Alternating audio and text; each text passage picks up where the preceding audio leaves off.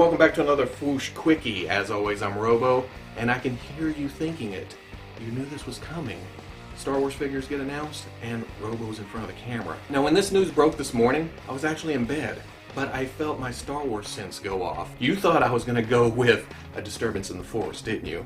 That would have been all too easy. Shit! But yeah, as soon as these pictures went up, I had to rush in there, put them on the front page, talk about it a little bit, and I walked back in here at 3 a.m. I lay down and I thought I should get up and record a Fwoosh Quickie. I wanted to, because I love talking about toys. I just ramble on, and I'm glad you guys enjoy it. And because, if not, I would still be here talking to 2 or 3 people just all excited about action figures. But I didn't record it because there's other people in the house. What did I want to talk about? Bandai has finally officially announced their C-3PO and R2-D2 S.H Figuarts figures. Oh man, this has been a long time coming. We've seen it in sneaky pictures from shows overseas. We've even seen different versions of these two.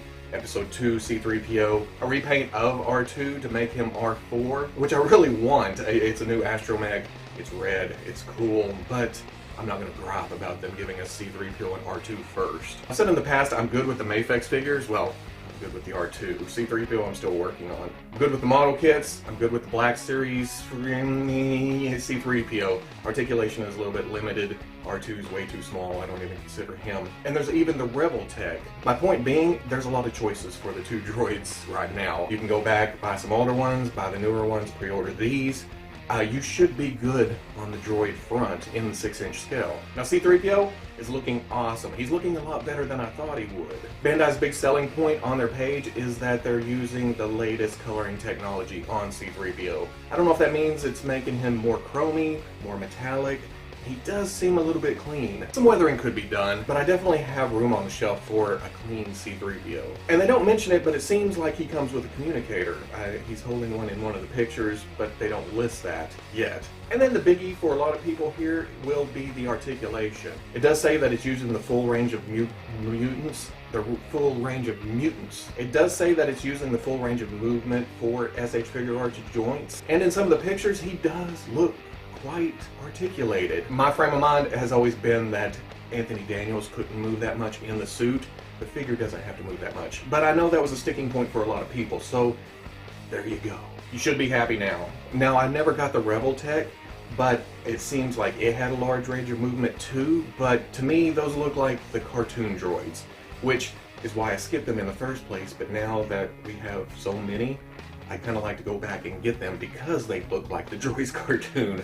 And because I hate money, just throwing it out there. I could be spending it on much worse things, I guess, is my justification for spending this much money on plastic. But I also could be saving it, you know, kids' college, that kind of thing. Bah! Who needs that? And then we get to R2-D2, looking very, very nice. The paint job here, looking very metallic, very great, if not a little clean. But again, my shelf has enough room for clean versions of the droids too. It looks like the door panels on the front of him open up, and it says that the tools or arms or whatever comes up, they pop out when you open the door. So very neat feature there. It also says that a 3rd leg pops in and out. Also covers where Kenny Baker's legs were inside. So very, very neat little addition to the figure that we haven't gotten with any other version. And then finally, the lights on the front and back, they change colors. You somehow manipulate the knob, the projector, the little stick things on his head. Listen, I'm not an astromech engineer. I'm going to call them the dome nipples. But you push or turn or do something with those, and the light on the front changes 2 colors, and the light on the back changes 4. Again, another neat little feature that we didn't really see with any other version. Now, these haven't went up for pre-order at any of the sites yet. I don't know if there's a wait date, but if they aren't up this weekend, I figure they'll be up at the 1st of March. It seems like C-3PO is going to run you about $55, R2 is going to be about $40.